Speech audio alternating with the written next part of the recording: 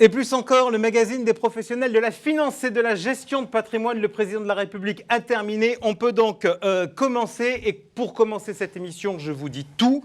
Ce matin, je ne savais pas que nous serions ensemble aujourd'hui, mais les communiqués de presse sont tombés à l'heure du café. Il était 8h19 quand est arrivé dans ma boîte mail le message suivant. Altarea informe le marché que l'acquisition de Primonial ne peut être réalisée dans les conditions convenues. Quelques minutes plus tard, c'était au tour de Primonial de communiquer en prenant acte de la décision d'Altarea de renoncer à son acquisition. On avait prévu de recevoir Stéphane Vidal, le patron de Primonial, lors d'une émission spéciale au printemps.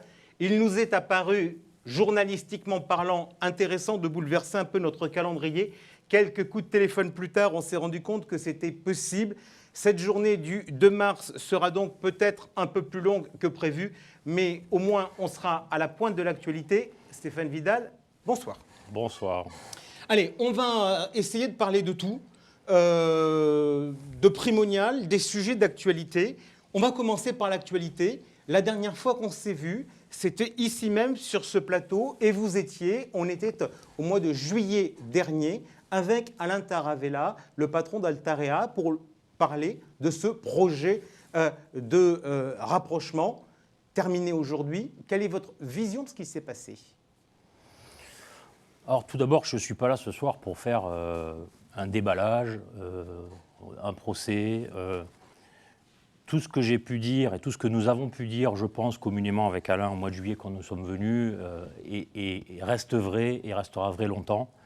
L'opération que nous avons imaginée l'année dernière, à l'initiative d'Alain Taravella, et je dois lui rendre hommage là-dessus, dès juin 2020, on se l'était dit, on s'était parlé fin juillet, était une très bonne idée, une excellente idée, et je dirais encore à mon avis longtemps que ça a été et ça aurait été une très bonne idée.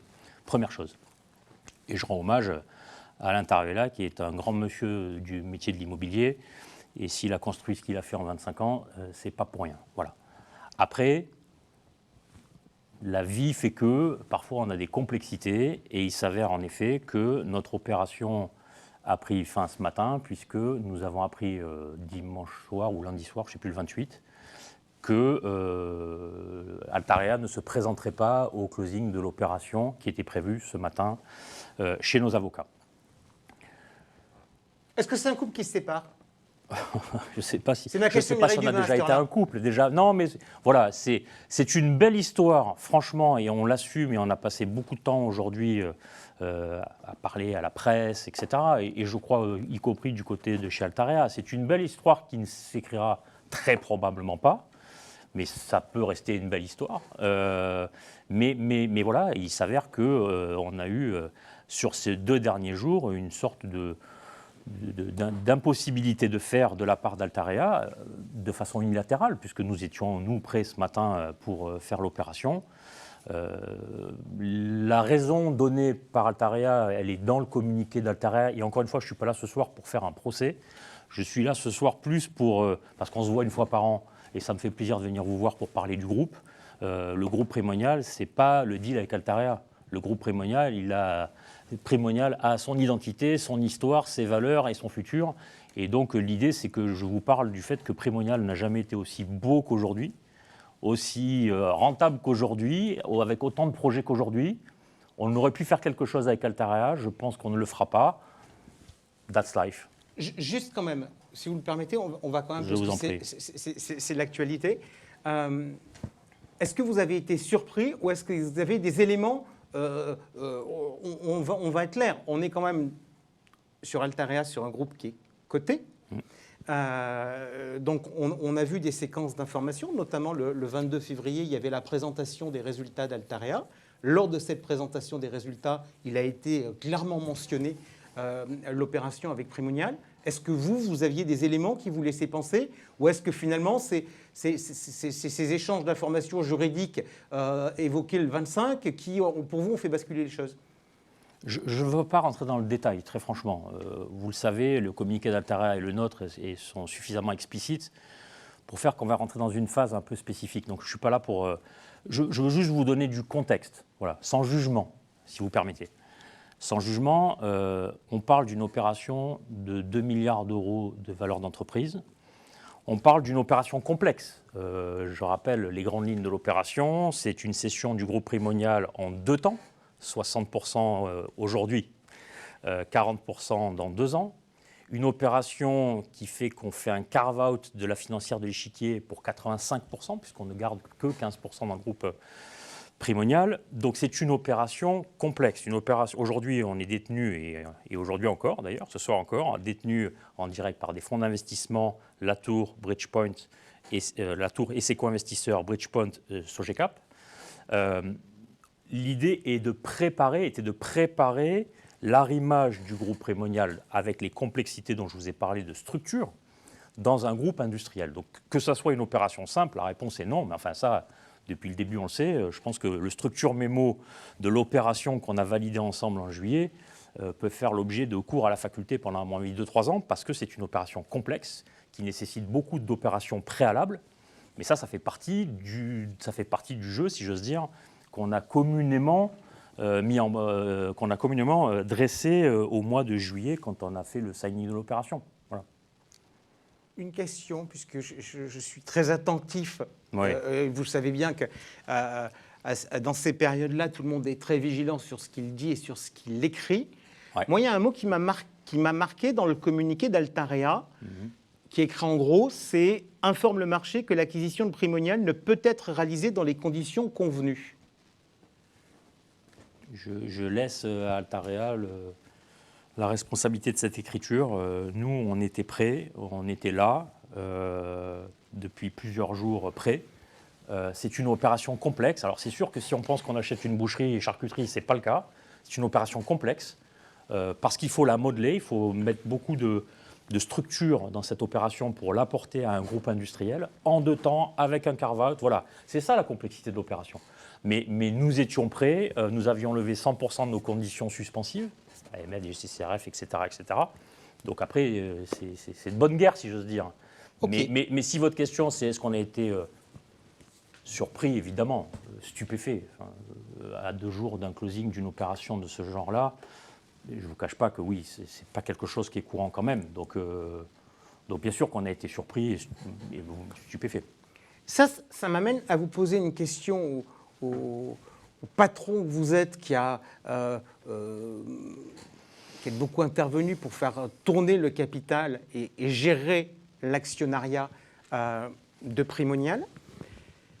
Quand on s'était vu au mois de juillet, vous nous aviez dit on a des fonds, les fonds ça a un temps, et à un moment, l'actionnariat des fonds a ses limites et il est bon d'envisager un arrimage industriel.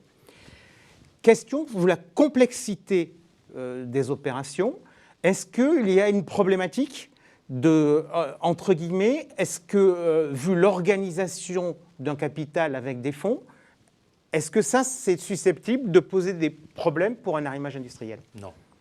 Alors je confirme ce que j'ai dit en juin ou en juillet, quand je suis venu.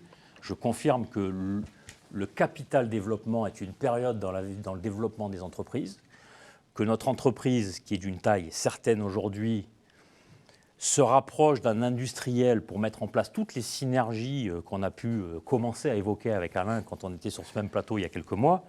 Je confirme cette position et je pense qu'elle est très vraie et elle se révélera vraie dans le futur. Aucune rumeur, mais elle se révélera vraie dans le futur. La seule différence, c'est que quand vous faites un deal entre fonds, de fonds à fonds, c'est un peu, pardon l'expression un peu anglo-saxonne, mais c'est plug and play, quoi. Vous prenez, vous détachez, vous rattachez, etc. Quand vous faites une opération que vous faites en 2 temps, 60%, 40%, que vous carve-outez un bout, etc., évidemment, l'opération est plus compliquée. Mais ce n'est pas parce que c'est Altarea, c'est parce qu'on a décidé ensemble d'une opération en 2 temps. Pourquoi une opération en 2 temps d'abord? Parce qu'on aurait pu se simplifier les choses, de dire on fait une opération en une fois. Nos entreprises ne sont faites que d'hommes et de femmes. Et je me souviens quand on a racheté, rappelez-vous, la financière de l'Échiquier, on l'a fait en 2 temps avec Didier le Ménestrel, parce qu'une entreprise de service, parce que finalement nous sommes du service financier ou du service immobilier, ne se brusque pas. Voilà, on n'a pas des machines-outils, on a des clients, on a des collaborateurs qui doivent comprendre le projet. Et donc, la financière de l'échiquier, on avait dit on fera en 2018 40%, et puis on verra. Peut-être en 2021, on prendra le solde. Et puis, il s'avère que, rappelez-vous, on était venu... C'était plus vite que prévu. C'était plus vite que prévu. Mais parce que ça se passait bien, et qu'avec Didier Le Ménestrel, c'était à une époque où, rappelez-vous, on faisait bouger le capital du groupe pour continuer notre développement, et que je voulais qu'on intègre LFDE dans cette dynamique. Et on a une discussion très responsable avec Didier de dire, si on veut qu'LFDE prenne la dynamique, il faut qu'on la contrôle à 100%. C'est plus simple, c'est évident. Hein. Bon. Et donc voilà, donc la logique sur Altara est à peu près la même. C'est de dire, j'ai des actionnaires financiers dont certains sont rentrés en décembre 2019. Et quand Alain vient nous voir en juin 2020, c'est 6 mois après, c'est pas évident de faire une opération avec des investisseurs fonds au bout de 6 mois. Ou alors, il faut vraiment sortir un gros chéquier au bout de 6 mois.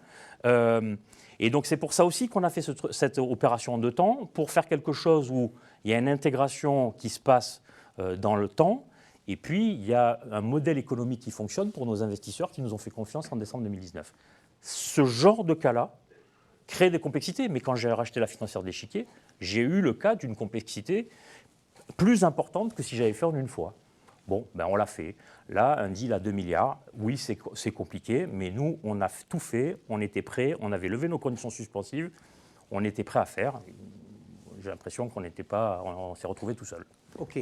Vous avez parlé des investisseurs qui vous accompagnent, Ouais. les fonds. Ouais. Je voudrais qu'on parle 2 secondes avant de rentrer dans la boîte, parce que vous êtes distributeur, producteur pour certains. Donc, votre histoire importe considérablement le monde de la distribution, de la distribution externe. Donc, on va parler de tout ça. J'imagine que vous avez parlé aux collaborateurs ce matin. Ouais. Quelle a été leur réaction ? Vous savez, nous, on est très transparent dans ce qu'on fait. Donc, on a été très transparent dans toute la phase de construction du projet avec Altarea, depuis juin 2020, le comité d'entreprise et puis l'ensemble de nos collaborateurs.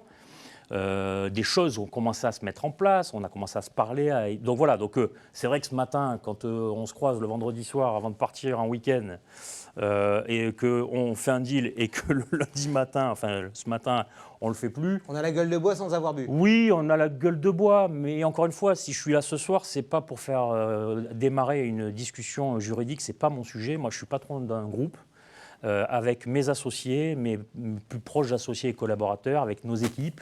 Le matin, quand on se lève, c'est comment on développe ce groupe, comment on reste innovant, comment on reste attrayant pour nos équipes et pour les nouveaux qui nous rejoignent. Donc voilà, donc ce matin, oui, c'était un peu la gueule de bois, du genre, mais on ne comprend pas. Et puis avec Laurent Fléchier, on a passé plus d'une heure avec eux en visio, on était tout le groupe.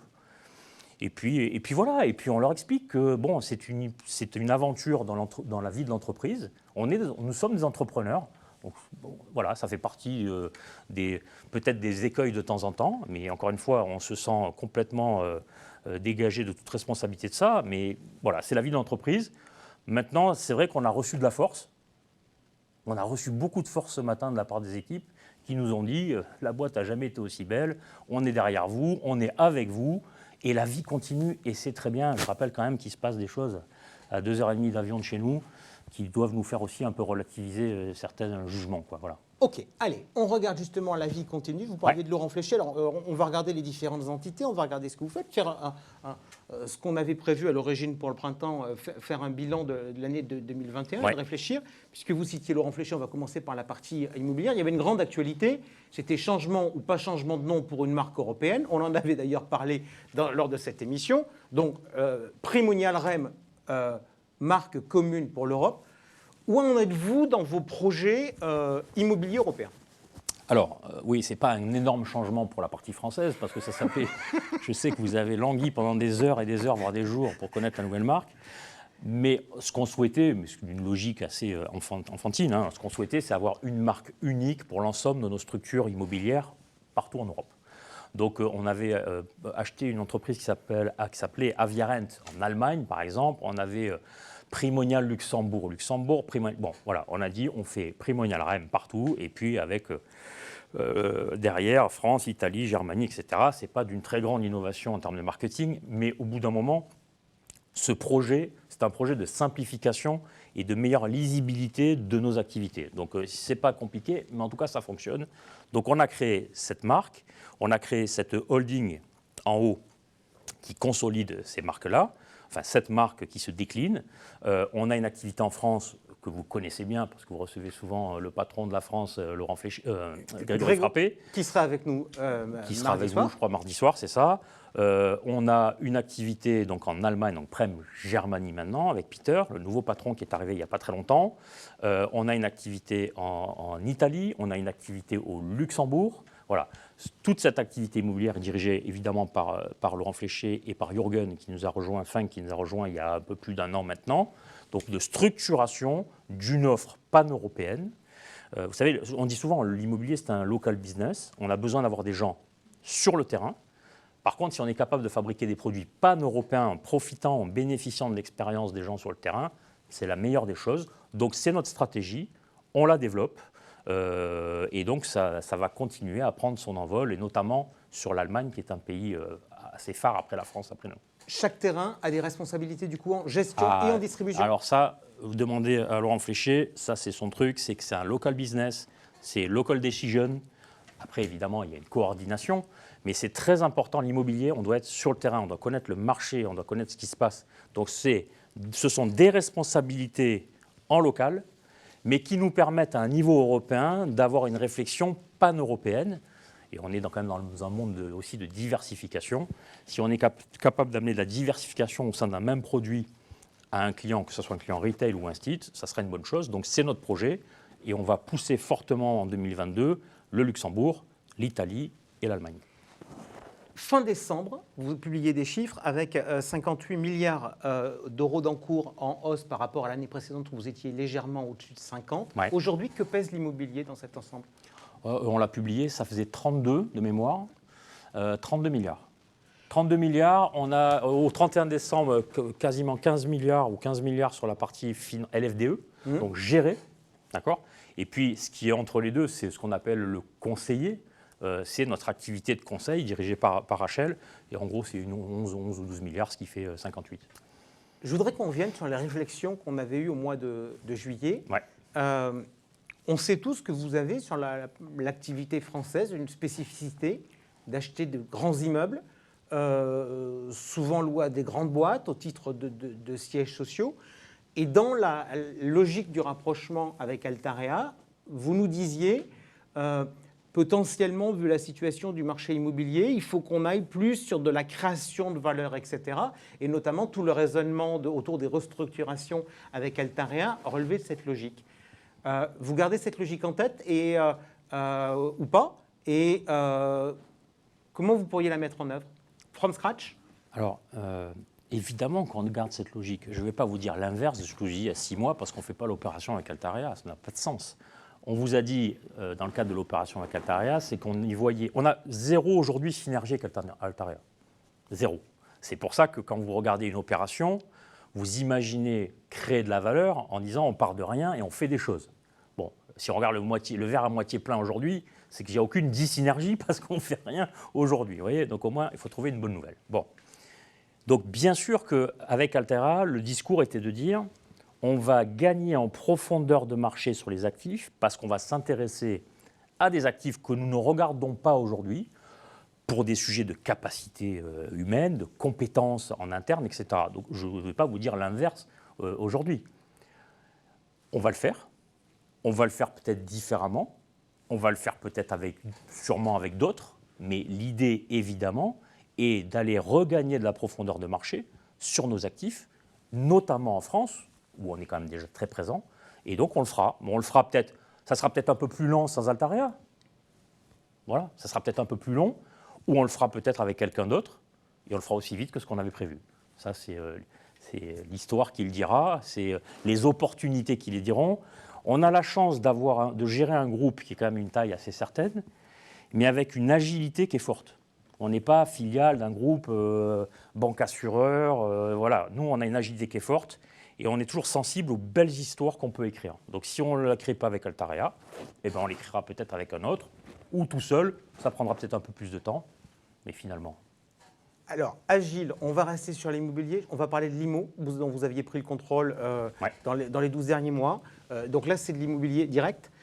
Oui, l'IMO, à la base, c'est un outil, c'est une plateforme. On dit toujours qu'il ne faut pas utiliser les marques des autres, mais c'est un peu le booking de l'immobilier, le booking hôtelier de l'immobilier. Donc c'est une activité. On était rentré au capital à hauteur de 40% avec Foncia. Et puis il s'avère que les couples, c'est pas évident de diriger comme ça à 40% avec une Morito. On a repris 100% de l'IMO, je crois, l'année dernière. Je mélange un peu. L'année dernière. On a nommé à la direction de l'IMO Stéphane Van Nuffel, donc le patron de NetInvest, le directeur général de NetInvest, qu'on a aussi acquis l'année dernière. Pourquoi ? Parce qu'on crée notre pôle de distribution digitale, et donc ça avait du sens que ce soit quelqu'un qui vienne de ce monde-là pour prendre la direction générale de l'IMO. Et donc voilà, c'est en train de se mettre en place, on est très content. Il y a une place à prendre. L'IMO a une valeur ajoutée qui est forte, a un avantage concurrentiel qui est important. Donc il y a eu beaucoup de développements qui ont été faits. Maintenant, le développement technique, ça c'est très bien, mais c'est aussi le service à nos clients. Vous savez, mon amour pour le service, le service pour les clients, le service pour les promoteurs. Et donc voilà, c'est une activité évidemment qui n'est pas de la même taille de tout ce qu'on parle par rapport à tout ce qu'on parle depuis tout à l'heure, mais c'est une activité importante parce qu'il y a un trou dans la raquette et on est là. Ok, on revient dans les gros blocs, on quitte l'univers de l'immobilier, on passe au financier avec LFDE. Là encore, LFDE, il y avait des sujets européens. Ouais. Vous en êtes où ? Alors, on a fait une très bonne percée sur le marché européen l'année dernière et l'année d'avant. Vous savez que la directrice générale de LFDE, Bettina Ducas, est arrivée en post-Covid, post-premier confinement, juin-juillet 2020. On voulait recruter quelqu'un qui avait une compétence sur la distribution internationale, venue d'un grand groupe d'asset management international, pour justement venir compléter cette compétence qu'il y a chez LFDE, qui est assez unique, et amener cette compétence de distribution internationale. C'est facile à dire, mais il faut connaître ces marchés, il faut savoir ce qui plaît dans les marchés, ce qui ne plaît pas, etc. Donc on a fait une bonne percée dans la collecte l'année dernière et l'année d'avant, sur la partie institutionnelle, notamment et grands comptes, on va dire, en Europe, puisqu'on est monté en gros à 35% de la collecte sur l'Europe hors France. Donc ce qui est une grosse progression par rapport à l'existant. Et on continue à mettre des moyens. Bettina a structuré son équipe en Europe et va continuer à le faire parce que c'est majeur pour nous d'avoir une distribution qui soit plus large que, évidemment, la seule distribution française. Quelle est l'ambiance et quelle est la tendance actuellement du côté de l'FDE ? LFDE, si on remonte l'histoire, on se rappelle, Didier Le Ménestrel, maison très marquée value dans son offre. Ouais. À partir du moment où Primonial arrive, il y a une dynamique avec une évolution de l'offre qui va avoir des produits qui vont être très orientés croissance, qui vont très très bien performer et du coup très très bien collectés. On va être clair, avec la remontée des taux, la croissance est assurément en difficulté depuis déjà un certain temps. Est-ce que vous le ressentez ? Comment vous voyez les choses ? Oui, on a bien vu l'année dernière la rotation sectorielle qui s'est passée entre la value et la croissance, c'est clair.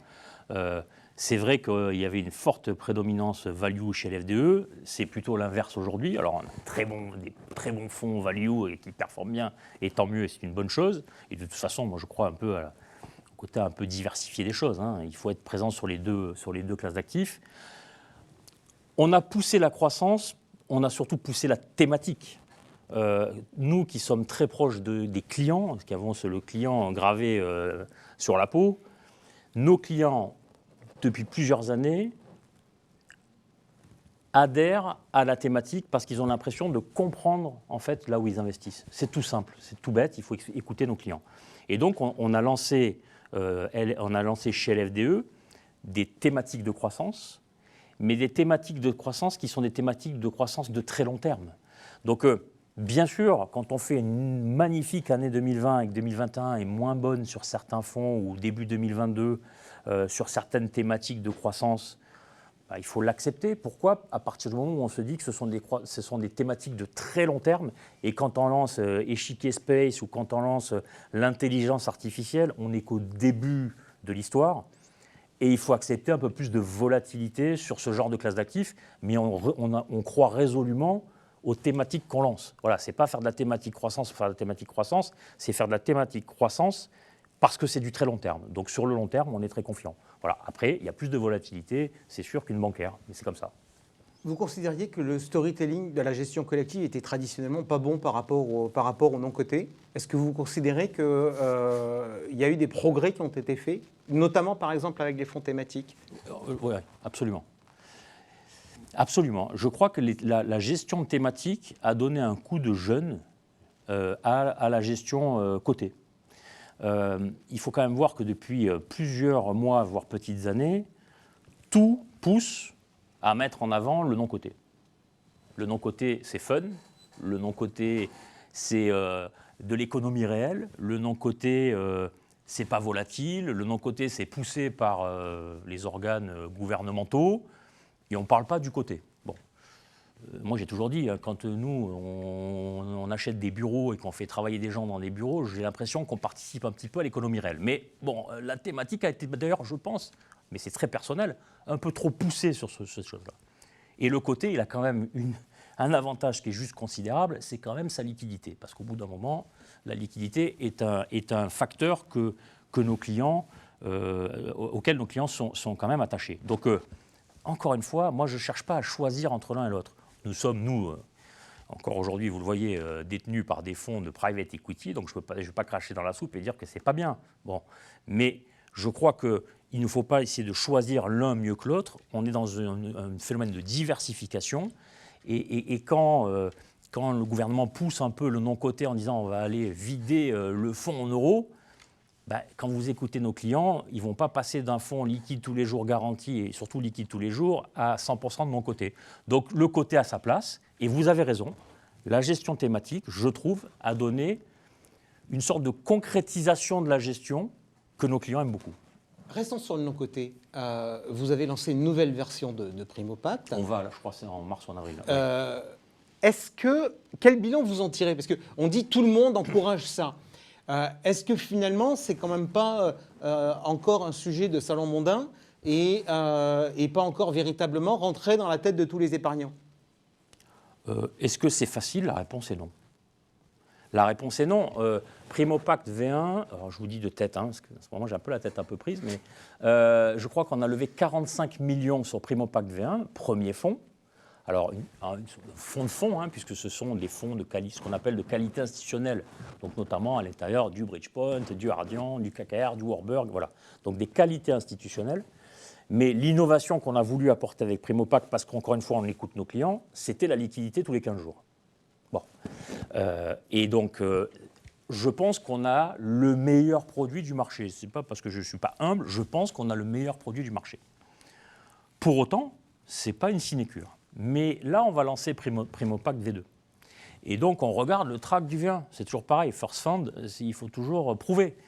Et là, on s'est aperçu que grâce à la bonne gestion, puisqu'on a en partenariat, on a évidemment Sogecap qui écrit le ballpark et Euraseo, Idinvest Euraseo qui gère le fonds, on est très en avance sur ce qu'on avait prévu en termes de performance, puisque je crois qu'au bout d'un an et demi, on est déjà à plus 6%, sachant que le sujet principal que doivent comprendre nos clients, c'est qu'on ne vend pas du rendement, on vend de la value.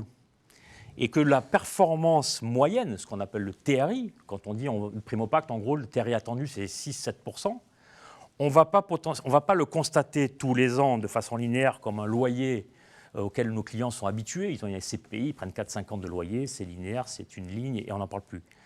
On le voit bien avec l'exemple du groupe Primonial. La création de valeur, elle se fait au moment de la cession de façon forte. Donc il faut, le plus dur dans l'explication pour nos équipes, c'est d'expliquer que ce n'est pas du rendement linéaire, que c'est un rendement qui a une sorte de courbe de ce genre-là et qui crée de plus en plus de valeur au fil du temps et qu'il faut faire une moyenne annuelle. C'est ça le plus compliqué, value versus rendement. Et il faut avoir un exemple concret. Et nos équipes ont maintenant un exemple concret, donc je suis plutôt très confiant pour la V2 de Primopact, qu'on a évidemment toujours optimisé, et que je crois qu'il sera lancé, je parle sous contrôle de Rachel, mais en mars ou en avril. Okay. Avril, je pense. Le sujet produit, justement, innovation. Vous aviez beaucoup innové en assurance vie.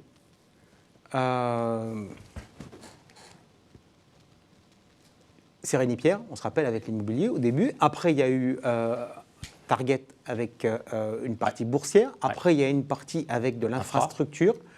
Quel est votre rôle, entre guillemets, dans l'éducation des épargnants je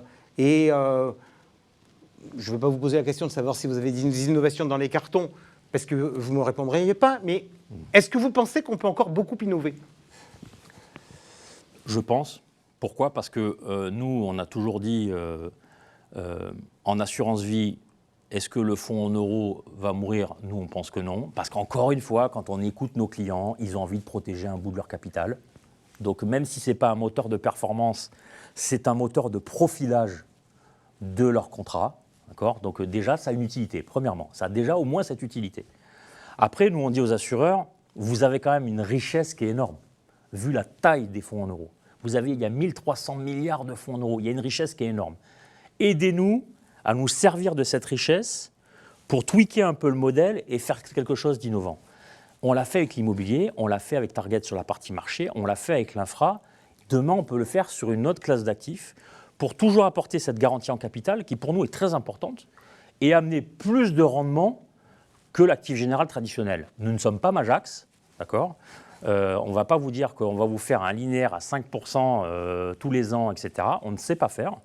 Par contre, quand on sort un infra cette année à 2,10 comme l'année dernière, qui ressemble un peu à une logique immobilière, ben je pense qu'on fait notre job, et je pense qu'on apporte quelque chose au métier. Quand on fait Target, alors oui, parfois il fait 0, mais oui, mais enfin, si on regarde un fonds en euros sur une année, je crois qu'on n'a pas compris le sujet. Nous, ce qu'on sait sur Target, c'est que depuis le lancement, on fait 2 de rendement moyen. Donc en 2 mots, aujourd'hui, on fait 2 fois le rendement moyen, et ce qu'on sait, c'est qu'avec les effets de latence, les fonds en euros traditionnels feront au moins la même chose, si ce n'est un peu moins, et que nous, chaque année, on rejouera. Chaque année, on ira rechercher de la création de valeur potentielle. Mais je suis très fier de faire, je ne sais plus combien, 2, 30 ou 40 cette année, d'avoir fait 0 l'année dernière. Ce qui m'intéresse, c'est la performance cumulée, parce que c'est ça que nos clients regardent. Ok, on a parlé de l'immobilier, on a parlé de la partie financière. Là, on est en plein dans la partie distribution. Comment vous voyez évoluer la distribution ? Vous évoquiez tout à l'heure le rachat de Net Investissement. Vous avez des équipes de conseillers. Est-ce que la non-réalisation de l'opération avec Altarea va vous pousser à accélérer sur la partie digitale ? Je ne vois pas le rapport.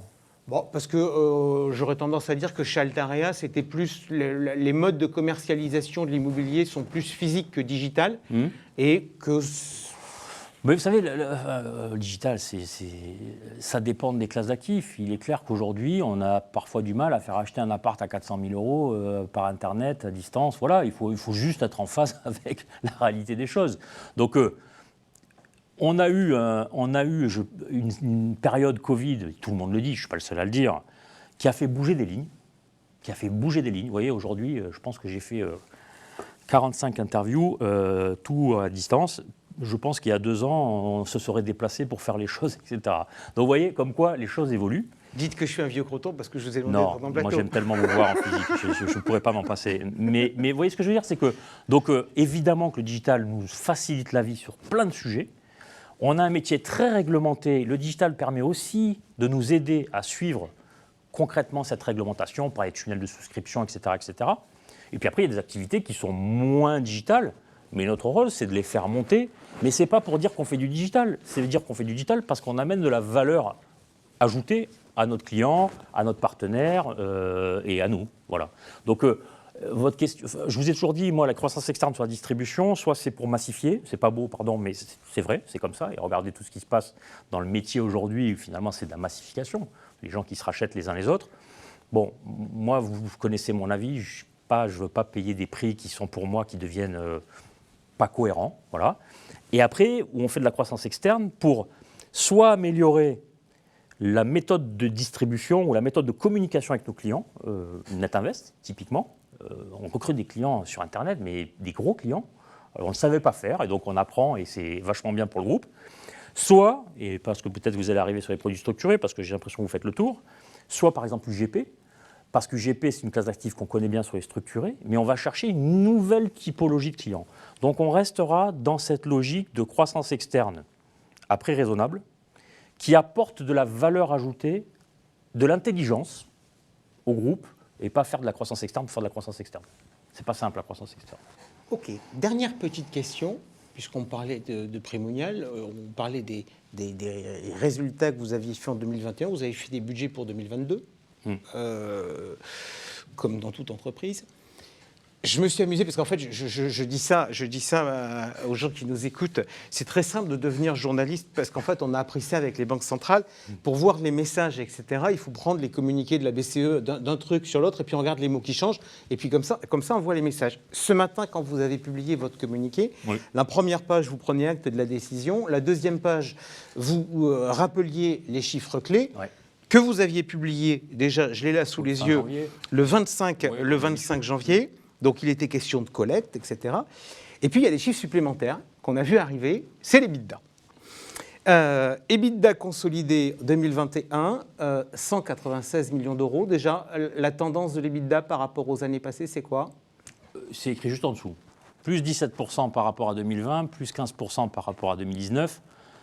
Si on lit entre les lignes, c'est qu'on voit bien que 2020 versus 2019, finalement, c'est assez flat. Donc, on est plutôt très content dans une année quand même, 2020, où on a passé un bout de temps, rappelez-vous, on a même fait notre interview en visio cette année-là, d'avoir préservé un niveau de résultat entre 19 et 20.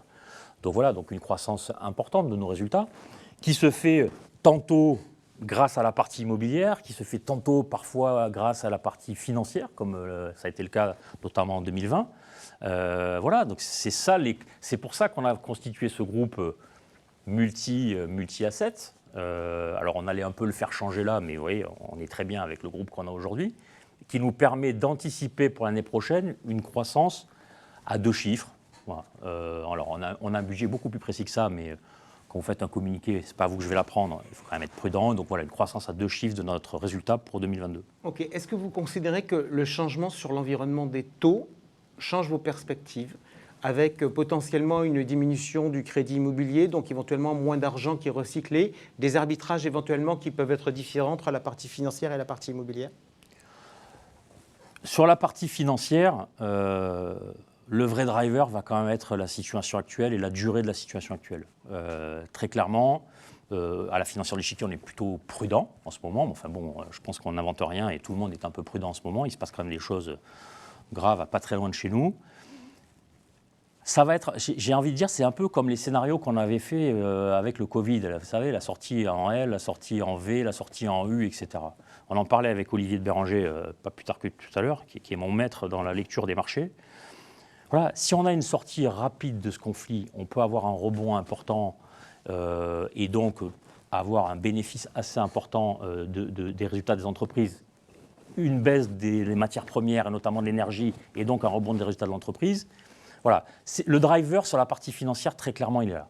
Sur la partie immobilière, nous, l'activité de vente au détail d'immobilier, c'est pas notre activité principale. Donc, c'est pas ça qui va changer si je suis à double digit ou simple digit l'année prochaine. Par contre, on est très sensible à ça, enfin très regardant ça sur la partie immobilier collective, bien sûr. Au moment où je vous parle, on n'a pas de pression plus que ça. Mais évidemment, on suit très près ce qui se passe pas très loin de chez nous, parce qu'il ne faut pas que ça dure trop longtemps, mais c'est normal, c'est logique. Merci beaucoup Stéphane. Il est 21h10, donc le film va commencer. Donc c'est l'épreuve des poteaux, là. Étant donné qu'on s'est invité chez nos amis téléspectateurs, on ne va pas leur prendre toute la soirée. Un dernier mot de conclusion ? Un dernier mot de conclusion. J'ai accepté avec grand plaisir de venir vous voir ce soir. Encore une fois, pas pour lancer des débats, pour expliquer que le groupe Primonial est un très beau groupe dont je suis si fier, avec l'ensemble de mes associés, de mes collaborateurs, et que c'est pas parce que une sorte d'opération manquée avec le groupe Altarea que ça remet quoi que ce soit en question.